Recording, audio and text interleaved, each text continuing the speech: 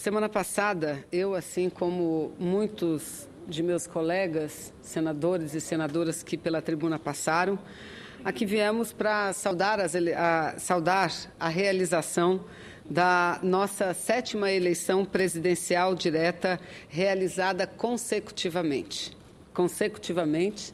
As últimas eleições presidenciais representa a 7ª eleição. Sem dúvida nenhuma, um marco, senhor presidente, em nossa história republicana e que demonstra, sem qualquer sombra de dúvida, o amadurecimento de nossa democracia e de nossas instituições.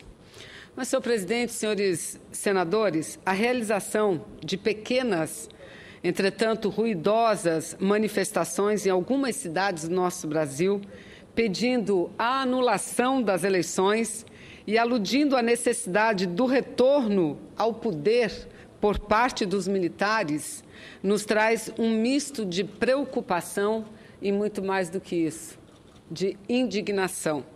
Indignação, pois a nossa nação brasileira, senhor presidente, o povo brasileiro lutou arduamente contra o arbítrio, perdendo nessa luta quadros valorosos das mais diferentes correntes políticas.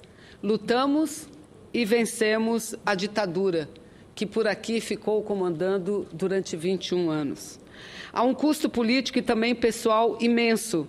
Construímos e vivemos em um modelo político ainda cheio de falhas, mas decididamente um modelo que optou pelo caminho da democracia. Eu destaco que ainda temos falhas, pois ainda, por exemplo, guardamos alguma distância da transparência e participação popular que são fundamentais para o amadurecimento e o aperfeiçoamento de nossa democracia. Um exemplo dessa distância é a fortíssima reação de alguns setores da política e diria até da imprensa à proposta de plebiscito ou de referendo sobre a reforma política. Ora, senhores senadores, a proposta de plebiscito ou referendo, eu particularmente defendo, tenho uma convicção própria que o plebiscito seria muito mais apropriado para o momento que vivemos, mas não tem problema se for um referendo. Eu acho que o que importa é envolver a população não só nesse debate, mas em decisões importantes que nós deveremos tomar logo em seguida. A proposta de plebiscito ou referendo, senhor presidente, ela é, portanto, focada apenas, repito, na necessidade de reforçarmos e ampliarmos a participação popular nesse processo de pavimentação da nossa jovial democracia. É necessário uma verdadeira ginástica retórica para fugir dessa simples verdade, que parece ser simples, mas que muitos, com muita ginástica retórica, procuram deturpar. A tentativa, senhor presidente, de escamotear esse debate, escudando-se na afirmativa de que o país está dividido, é uma forma de fomentar o golpismo que vimos nas ruas de algumas cidades. Referendos e plebiscitos são práticas comuns nas democracias em todo o mundo, mesmo entre os nossos vizinhos, como foi o caso recente do Uruguai. No dia que os brasileiros e brasileiras estavam indo às urnas, os uruguaios foram também.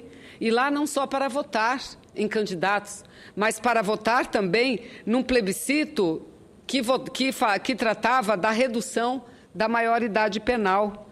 Porque o plebiscito é um método institucional de participação já consolidado no mundo inteiro. Talvez o Brasil seja um dos países que menos se utiliza desse instrumento importante da democracia participativa. Está aí.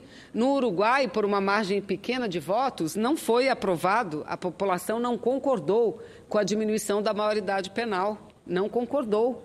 E tenho certeza absoluta que o parlamento adotará este caminho sinalizado pela população. Plebiscito não só acontece entre países, acontece entre estados também de países. A legislação brasileira prevê, a Constituição brasileira, fartamente. Agora mesmo nós acabamos de votar, senador Mozarildo, e devemos concluir a votação da matéria, analisando, quem sabe, até o veto, a matéria que trata sobre a criação de novos municípios, de autoria de Vossa Excelência. A partir de quê? da realização de plebiscito, ouvir a população, tanto da área desmembrada como da área que vai ter o novo município criado. Plebiscito, não há dúvida, é um instrumento poderosíssimo de democracia e não um golpe. Mas, pasmem, alguns nesse país estão agora, nesse momento, tentando dizer que plebiscito seria sinônimo de golpe. O que é isso? O que é isso? Onde é que nós estamos, senhor presidente? Onde é que nós estamos? Países, não só Uruguai, mas do mundo inteiro. Na Suíça, quantos plebiscitos por ano? Ah, mas não podemos comparar o Brasil com a Suíça, que é uma economia mais consolidada, uma sociedade e uma democracia mais consolidada. Mas vamos deixar a Suíça. Nos Estados Unidos, breve, o povo americano irá para as eleições e votará no plebiscito também. Lá terá um plebiscito. Na Itália, muitos plebiscitos acontecem. Na França, enfim, em todos os países vizinhos da Europa, da Ásia, plebiscito como referendo são instrumentos que têm que ser utilizados, sim. E principalmente no momento onde o parlamento não consegue aglutinar forças majoritárias para promover as reformas que precisa promover, vamos dialogar com a população diretamente. Mas, pasmem, repito, eu não acreditava quando lia algumas matérias, algumas opiniões publicadas, querendo comparar plebiscitos com atos que seriam sinônimos de golpes, até de bolivarianismo, senhor presidente. Aliás, agora descobriram que a forma como se escolhe os membros do Supremo Tribunal Federal pode também ser considerada como sinônimo de bolivarianismo. O que é isso, senhor presidente? Ou seja, o que nós estamos assistindo, senhor presidente, é uma tentativa de continuidade infinda da disputa eleitoral. A luta política eleitoral, a luta política, senhor presidente, é natural e saudável nas democracias. Mas a tentativa de promover uma guerra entre opiniões ou regiões representa a quebra de um pilar fundamental, o respeito à vontade popular.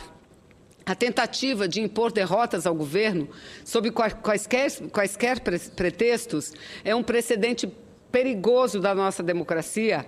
Ataques a este ou aquele projeto do Executivo, a tentativa de esvaziar prerrogativas constitucionais ou de bloqueio do orçamento atinge o governo, óbvio, mas atinge também e principalmente a vida de milhões de brasileiros. Todos nessa casa e no parlamento já conquistamos vitórias e enfrentamos derrotas políticas. Isso faz parte do jogo democrático. A presidenta Dilma foi votada em todos os estados e municípios, assim como foi o candidato seu adversário no segundo turno, votados em todas as regiões, em todos os estados, em todos os municípios, alguns dos quais ele ganhou, outros dos quais ela sagrou-se vitoriosa.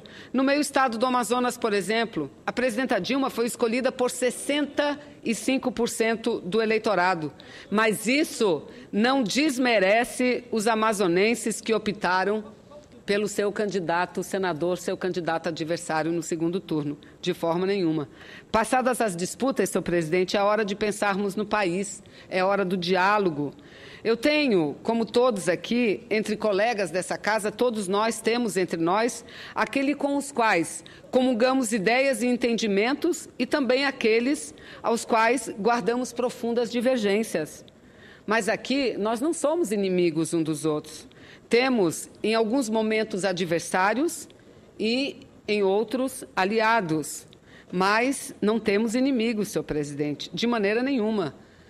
Todos os mandatos, o meu, inclusive, independente da força política que esteja à frente do governo do meu estado, o meu mandato, como tenho certeza, é o mandato de todos os senadores e senadoras dessa casa. Nossos mandatos são em defesa da nossa gente e dos nossos estados. Meu mandato está, acima de tudo, em defesa do povo, do Brasil e do meu querido estado do Amazonas, que para cá me trouxe, para defendê-los. Isso eu farei em qualquer circunstância e em qualquer momento, senhor presidente.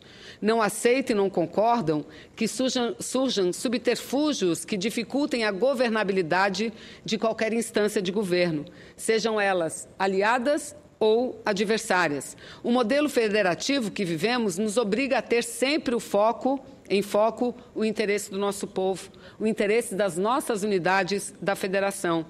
Não há como um ente da federação agir sem o apoio e o envolvimento dos demais.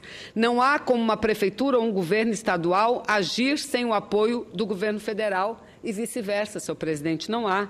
É neste contexto que eu quero aqui lamentar profundamente a tentativa que vem ocorrendo há tempos, mas que se ressaltou após as eleições de desgastar a presidente Dilma perante a população de Manaus. Lá se propala que o governo federal não libera recursos para a capital em função de uma suposta perseguição política. Ora, senhor presidente, a nossa capital, assim como todo o estado do Amazonas, nunca, e eu repito, nunca foi tão prestigiada, tão respeitada, tão valorizada como tem sido nesses últimos anos, sobretudo durante os governos do presidente Lula e da presidenta Dilma. Conseguimos prorrogar, este é o exemplo mais cabal, por mais 50 anos os incentivos fiscais da Zona Franca de Manaus, que é fundamental para o desenvolvimento econômico e manutenção dos milhares de empregos que temos no nosso estado e na nossa região. Nunca. A Zona Franca tem um período maior de vida do que teve quando nasceu, na década de 60.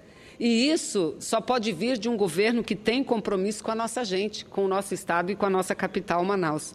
O governo também investiu na cidade em obras estruturantes, como a modernização do Aeroporto Internacional Eduardo Gomes. Manaus foi eleita uma das 12 sedes da Copa do Mundo. Sofremos críticas do Brasil inteiro, porque Manaus não é a terra de futebol e não pode ter futebol. Porque Manaus é muito quente e não pode ter futebol. Porque Manaus isso, porque Manaus aquilo. Mas Manaus deu um show na Copa do Mundo. E tivemos a Copa do Mundo porque temos, repito, um governo que olha o Brasil como um todo. E não o Brasil do grande centro consumidor somente, mas o Brasil dos brasileiros, nortistas, nordestinos, sulistas, de todas as regiões. Além do aeroporto, senhor presidente, a própria construção da ponte sobre o Rio Negro, dinheiro de empréstimo mas do BNDES, do linhão Tucuruí, Manaus, Tucuruí, Macapá, Manaus, que vai tirar definitivamente a nossa cidade e a nossa região do sistema isolado. Por conta do PAC, Programa de Aceleração do Crescimento, o governo federal aprovou investimentos na ordem de 1,4 bilhão para a mobilidade urbana em Manaus. As obras foram atrasadas, muitas delas não saíram do papel por causa da indefinição do modelo do transporte. Mas poderíamos hoje ter BRT, poderíamos ter até monotrilho, porque o dinheiro foi liberado, foi disponibilizado à nossa cidade. Os investimentos são vultuosos para atender áreas de saúde e habitação na capital e no interior, senhor presidente.